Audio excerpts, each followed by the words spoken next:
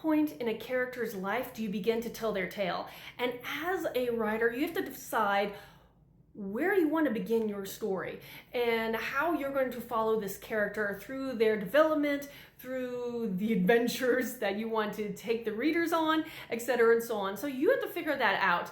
I'm doing something very different for the first time. I'm working currently on the second book of a Greek myth retelling based on the heroine Atalanta. And I really kind of wanted to tell her whole story because, especially even from a young age, she did some amazing feats.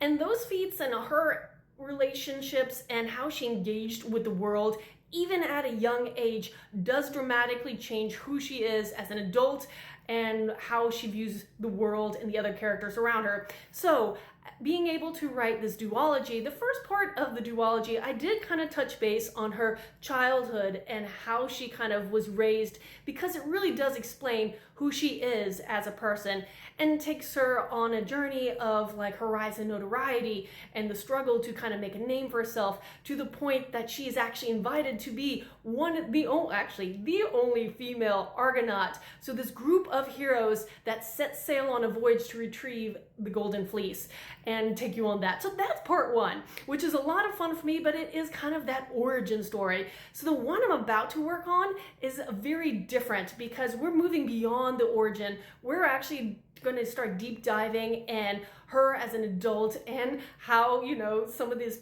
past trauma has affected her and in many different ways. So this one's very interesting because I'm going to do a little bit of a time jump between the two and see her kind of coming back in post some of this first book trauma and seeing how that has affected her and her personality for the second book.